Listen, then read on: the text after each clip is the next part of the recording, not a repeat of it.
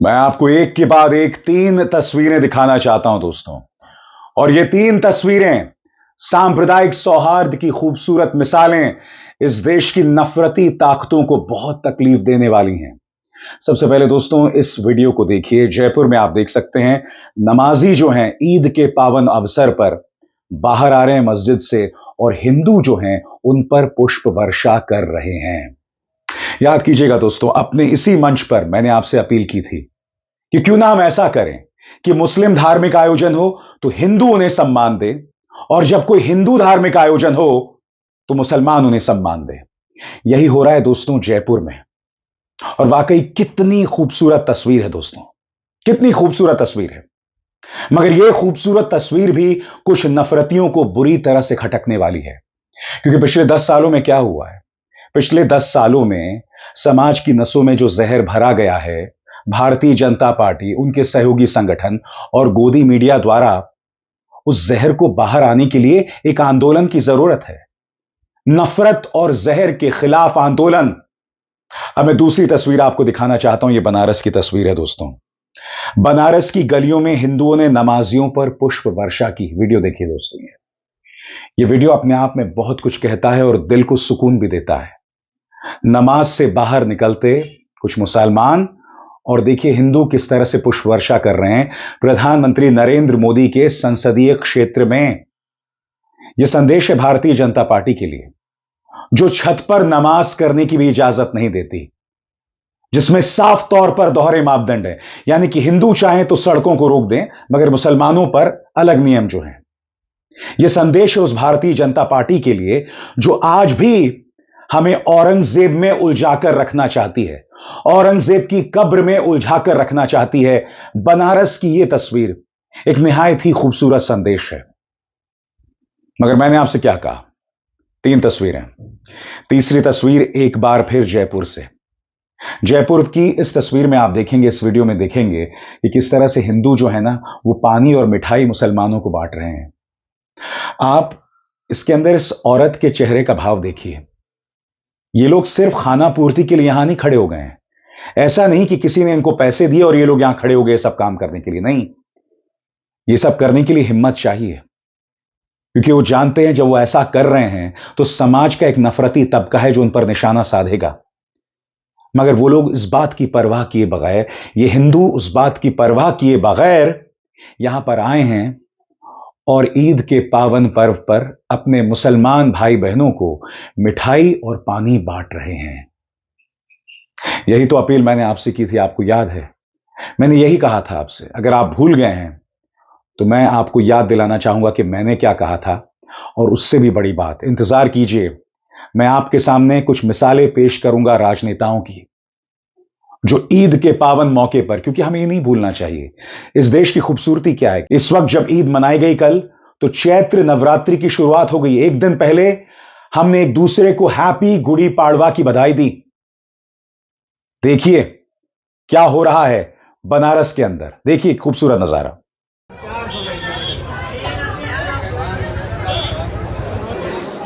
एकता मंच है।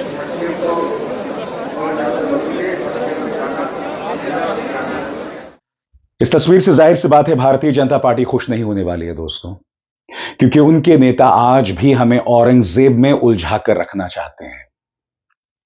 आप जानते हैं एक खबर आई थी, संजय राउत, उद्धव सेना के नेता, उन्होंने कहा कि भारतीय जनता पार्टी में यह बैठक चल रही है कि प्रधानमंत्री नरेंद्र मोदी के उत्तराधिकारी का फैसला किया जाए। तो इसके जवाब में देवेंद्र फडणवीस कहते हैं कि हमारे यहां ऐसा नहीं होता है, ऐसा मुगलों में होता है। अब मैं आपसे एक सवाल पूछना चाहता हूं, यहां पर मुगल कहां से आ गए? देवेंद्र फडणवीस, आपके आदर्श हैं क्या मुगल? यहां संजय राउत ने जो कहा वो सही गलत एक अलग बात है, मगर देवेंद्र फडणवीस को यहां पर भी याद मुगलों की आई। यह वही शख्स है जिसकी वजह से नागपुर में औरंगजेब को लेकर तनाव पैदा हुआ। क्योंकि याद कीजिए, देवेंद्र फडणवीस ने एक नहीं, दो नहीं, 3 बार, जिसमें एक बार विधानसभा में इन्होंने औरंगजेब का मुद्दा ज्वलंत किया। औरंगजेब की कब्र पर हमलावर तेवर अपनाए और नतीजा हमने नागपुर में देखा, जब बजरंग दल के कुछ कार्यकर्ता पहुंचे, माहौल को भड़काया, फिर कुछ मुसलमान पहुंचे, उन्होंने उसका जवाब दिया और फिर आपके सामने पूरा मामला हो गया।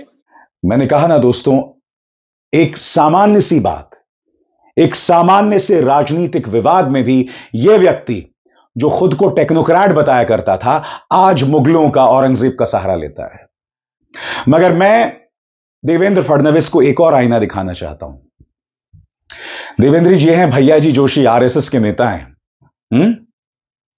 इनके बयान को सुनिए। ये कह रहे हैं कि औरंगजेब की कब्र का मुद्दा कोई नहीं है। छत्रपति शिवाजी महाराज ने अफजल खान को मारा और उनकी कब्र को वहीं पर बनाया। क्यों? ताकि यह संदेश जाए। क्या देवेंद्र फडणवीस भैया जी जोशी की सुनेंगे? बताइए। वो देवेंद्र फडणवीस जो आए दिन औरंगजेब मुगल करते रहते हैं, क्या वो सुनेंगे भैया जी जोशी की? या फिर भैया जी जोशी को ही हिंदू विरोधी बता दो? क्यों है हिम्मत ऐसा करने की आपकी? अभी एक ही दिन पहले आरएसएस की तारीफ प्रधानमंत्री नरेंद्र मोदी कर रहे थे, और अब भैया जी जोशी कह रहे हैं कि औरंगजेब के मुद्दे को बेवजह तूल दिया जा रहा है। मैं समझना चाहता हूं क्यों? यह तूल कौन दे रहा है भैया जी? यह तूल भारतीय जनता पार्टी ही तो दे रही है। और आगे बढ़ने से पहले एक जरूरी संदेश। मेरे कार्यक्रमों के लिए आप नोटिफिकेशन का इंतजार मत कीजिए। मेरे चैनल में जाइए और खुद जाकर कार्यक्रम देखिए और रहिए अपडेटेड। और हां, ज्वाइन कीजिए मेरा चैनल। देखिए यह जरूरी संदेश। स्वतंत्र और आजाद पत्रकारिता का समर्थन कीजिए। सच में मेरा साथी बनिए। बहुत आसान है दोस्तों। इस ज्वाइन बटन को दबाइए और आपके सामने आएंगे ये 3 विकल्प। इनमें से एक चुनिए और सच के इस सफर में मेरा साथी बनिए। ईद आने वाली थी तो बीजेपी, उसके नेता, चाहे वो मुख्यमंत्री आदित्यनाथ हो, उनकी पुलिस हो, माहौल को ज्वलंत करने की कोशिश कर रहे थे। शुक्र है ईद गुजर गई और कोई बहुत बड़ी घटना नहीं हुई। मैं आपको सुनाना चाहता हूं कि मंच से क्या कहा ममता बनर्जी ने। वो ईद की मुबारकबाद देने पहुंची और इस मंच से उन्होंने नवरात्रि की भी मुबारकबाद दी। उन्होंने जनता से कहा कि इस मौके पर हमें भड़कने की जरूरत नहीं है। उन्होंने क्या कहा दोस्तों, मैं आपको पढ़ के सुनाना चाहता हूं। नवरात्र चल रही है, मैं उसके लिए भी शुभकामनाएं देती हूं, लेकिन हम नहीं चाहते कि कोई दंगा करे। आम लोग अराजकता नहीं फैलाते, बल्कि राजनीतिक दल ऐसा करते हैं और यहां पर वो भाजपा पर निशाना साध रही हैं। यह शर्म की बात है। हम सभी धर्मों के लिए अपनी जान कुर्बान करने को तैयार हैं। लाल और गेरुआ एक हो गए हैं। यहां पर ममता क्या कह रही हैं? उन्होंने वामपंथी दलों पर भी हमला किया है और गेरुआ यानी भाजपा पर भी हमला किया है। क्योंकि आज क्या हो रहा पश्चिम बंगाल में, वामपंथी दलों और भाजपा में कोई फर्क नहीं है। वामपंथी दल हर कीमत पर ममता को हराना चाहते हैं, चाहे भाजपा का सहारा क्यों ना लेना पड़े, चाहे भाजपा की मदद ही क्यों ना करनी पड़े। और ऐसा हो रहा है, हमने चुनावों में भी देखा था। मगर सबसे पहले सुनिए ममता क्या खूबसूरत संदेश दे रही हैं ईद के मौके पर। सुनिए। हम लोग सेकुलर है, नवरात्रि चल रहा है, मैं उसको भी कुछ कम कर दूंगी, लेकिन हम नहीं चाहते हैं कि इसके लिए दंगा करे। कोई आम जनता नहीं करते हैं, कोई एक पॉलिटिकल पार्टी करते हैं। ये शर्म का बात है, दुख का बात है। जो लाल पार्टी पहले बात करते थे सेकुलरिज्म का, आज लाल और गेरुआ एक हो गया। बोले दो, हम लोग रहेगा, हम अकेला नहीं रहेगा, हम अकेला एक तो है। हम लोग लड़ते हैं जिंदगी से, हम लोग लड़ते हैं हमारा जम से। और बात यहां नहीं रुकती है। आपकी स्क्रीन पर चिराग पासवान, आपको याद है टाइम्स नाउ नव भारत के मंच पर जाकर जब मीडिया के कालू, एक गुल्लू ने सवाल किया था कि भाई नमाज सड़क पर होनी चाहिए, नहीं होना चाहिए, तो उन्होंने कहा कि आप ये क्या हिंदू मुस्लिम करते रहते हैं। उन्होंने ये भी कहा कि मैं भाजपा से इत्तेफाक नहीं रखता हूं। उन्होंने कहा कि अगर हिंदू मुस्लिम ना हो रहा होता तो आप मुझसे मेरे मंत्रालय पर सवाल पूछते। वो जो गुल्लू है चेहरा देखते हुए रह गया। ये कहने लगा कि आपकी सहयोगी पार्टी ये सब करती है, तो भाई तुम प्राइम टाइम में ये सब क्यों करते हो। सुनिए एक बार फिर चिराग पासवान से मीडिया ने क्या सवाल पूछा और चिराग क्या जवाब दे रहे हैं। एक करारा तमाचा भाजपा और गोदी मीडिया के नफरत को लेकर। मगर मैं दावे के साथ कह सकता हूं, ईद के पावन मौके पर उनके इस बयान को किसी गोदी मीडिया ने नहीं चलाया। मैं फिर आपसे पूछना चाहता हूं दोस्तों, मुद्दा यहां सिर्फ ईद का नहीं है। दुर्गा विसर्जन यात्रा के दौरान भी क्या हो रहा था उत्तर प्रदेश में, चाहे बाराबंकी हो या बहराइच। मस्जिद के सामने जाकर डीजे का गाना चलाया गया जिसमें मां बहन की गालियां हों। अब मुझे बताइए, जिस गाने में मां बहन की गालियां चल रही हों, उससे किसका सम्मान हो रहा है? भाई, विसर्जन यात्रा मेरी मां दुर्गा की है, और तुम्हारी इतनी हिम्मत कि तुम मां बहन की गंदी गंदी गालियों वाला गाना चलाओ। भारत वर्ल्ड कप जीतता है और इंदौर मऊ में मस्जिद के अंदर पटाखे फेंके जाते हैं। अभी हाल ही में महाशिवरात्रि का जुलूस निकला दिल्ली के जामा मस्जिद के सामने से। तो जो लोग जुलूस निकाल रहे थे वो जामा मस्जिद पर लेजर की लाइट चला रहे थे। ये सब क्या हो रहा है? ऐसा नहीं होता था। 5 साल पहले ऐसा नहीं होता था। मगर चूंकि भारतीय जनता पार्टी को अपनी राजनीति करनी है तो इन तमाम चीजों को बढ़ावा दिया जा रहा है। आज तक मुख्यमंत्री आदित्यनाथ ने बहराइच, बाराबंकी या दिल्ली की जामा मस्जिद के सामने या इंदौर के मऊ में जो तमाशा हुआ उस पर कोई बयान नहीं दिया। वो इधर उधर की बातें करते रहते हैं। मगर जब भीड़ धार्मिक मौकों को इस तरह से बिगाड़ने की कोशिश करती है तो मजाल है, चाहे हेमंत बिस्वा शर्मा हो, योगी आदित्यनाथ हो, मोहन यादव हो, इनके मुंह से एक भी शब्द निकले, शर्म इनको आती नहीं। और अब मैं आपको सुनाना चाहता हूं इन्होंने अखिलेश यादव के साथ क्या किया। अखिलेश यादव कहते हैं, आज मैं यहां ईद समारोह में शामिल होने जा रहा था तो जानबूझकर पुलिस ने मुझे रोका। क्यों भला?